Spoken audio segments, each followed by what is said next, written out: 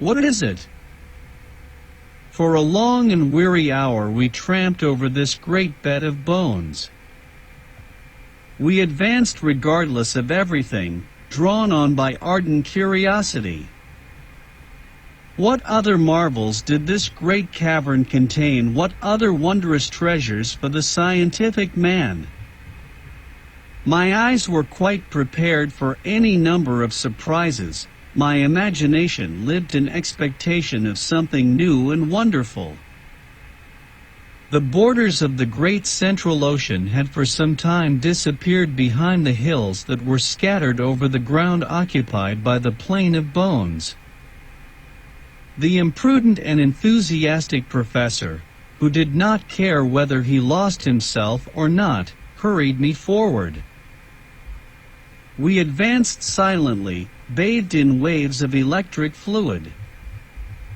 By reason of a phenomenon which I cannot explain, and thanks to its extreme diffusion, now complete, the light illumined equally the sides of every hill and rock. Its seat appeared to be nowhere, in no determined force, and produced no shade whatever.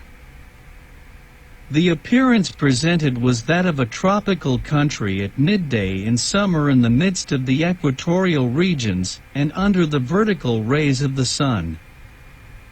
All signs of vapor had disappeared. The rocks, the distant mountains, some confused masses of far-off forests, assumed a weird and mysterious aspect under this equal distribution of the luminous fluid. We resembled, to a certain extent, the mysterious personage in one of Hoffmann's fantastic tales, The Man Who Lost His Shadow. After we had walked about a mile farther, we came to the edge of a vast forest, not, however, one of the vast mushroom forests we had discovered near Port Gretchen. It was the glorious and wild vegetation of the Tertiary period, in all its superb magnificence. Huge palms, of a species now unknown, superb palmacites, a genus of fossil palms from the coal formation, pines, yews, cypress, and conifers, or cone-bearing trees, the whole bound together by an inextricable and complicated mass of creeping plants. A beautiful carpet of mosses and ferns grew beneath the trees. Pleasant brooks murmured beneath umbrageous boughs, little worthy of this name, for no shade did they give. Upon their borders grew small tree-like shrubs, such as are seen in the hot countries on our own inhabited globe. The one thing wanting in these plants, these shrubs, these trees was color. Forever deprived of the vivifying warmth of the sun, they were vapid and colorless. All shade was lost in one uniform tint, of a brown and faded character. The leaves were wholly devoid of verdure, and the flowers, so numerous during the Tertiary period which gave them birth, were without color and without perfume, something like paper discolored by long exposure to the atmosphere. My uncle ventured beneath the gigantic groves. I followed him, though not without a certain amount of apprehension. Since nature had shown herself capable of producing such stupendous vegetable supplies, why might we not meet with mammals just as large, and therefore dangerous? I particularly remarked, in the clearings left by trees that had fallen and been partially consumed by time, many leguminous, bean-like shrubs, such as the maple and other eatable trees, dear to ruminating animals. Then there appeared confounded together and intermixed, the trees of such varied lands, specimens of the vegetation of every part of the globe. There was the oak near the palm tree, the Australian eucalyptus, an interesting class of the order Myrtaceae leaning against the tall Norwegian pine, the poplar of the north, mixing its branches with those of the New Zealand kauris, It was enough to drive the most ingenious classifier of the upper regions out of his mind, and to upset all his received ideas about botany. Suddenly I stopped short and restrained my uncle. The extreme diffuseness of the light enabled me to see the smallest objects in the distant copses. I thought I saw I really did see with my own eyes immense, gigantic animals moving about under the mighty trees. Yes, they were truly gigantic animals, a whole herd of mastodons, not fossils, but living, and exactly like those discovered in 1801, on the marshy banks of the Great Ohio, in North America. Yes, I could see these enormous elephants, whose trunks were tearing down large boughs, and working in and out the trees like a legion of serpents. I could hear the sounds of the mighty tusks uprooting huge trees. The boughs crackled, and the whole masses of leaves and green branches went down the capacious throats of these terrible monsters.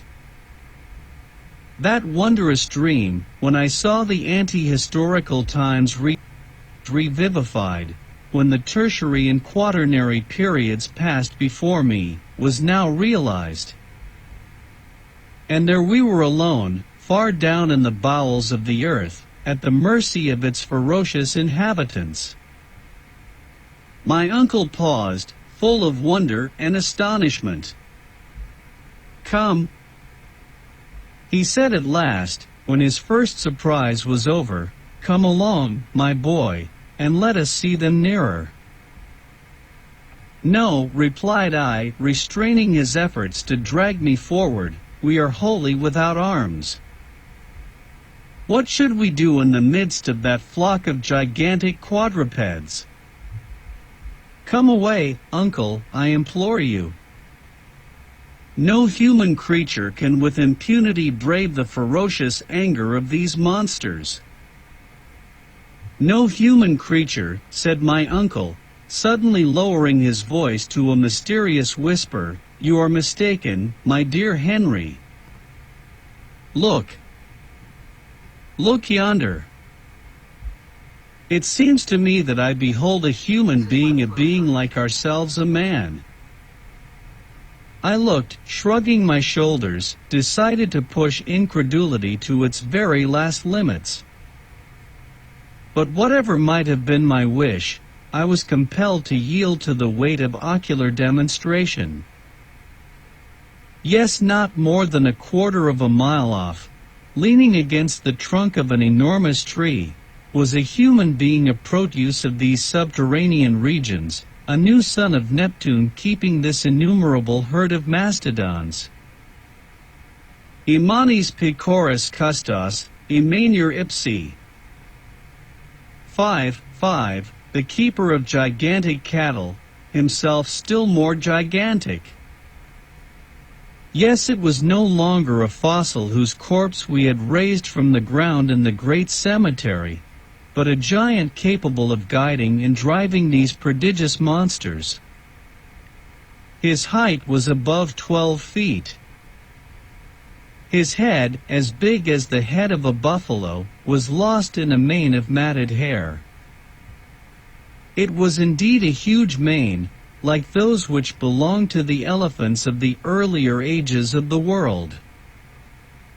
In his hand was a branch of a tree, which served as a crook for this antediluvian shepherd. We remained profoundly still, speechless with surprise. But we might at any moment be seen by him. Nothing remained for us but instant flight. Come, I cried, dragging my uncle along, and, for the first time, he made no resistance to my wishes. A quarter of an hour later we were far away from that terrible monster. Now that I think of the matter calmly, and that I reflect upon it dispassionately, now that months, years, have passed since this strange and unnatural adventure befell us, what am I to think? What am I to believe? No, it is utterly impossible. Our ears must have deceived us, and our eyes have cheated us. We have not seen what we believed we had seen. No human being could by any possibility have existed in that subterranean world. No generation of men could inhabit the lower caverns of the globe without taking note of those who peopled the surface, without communication with them.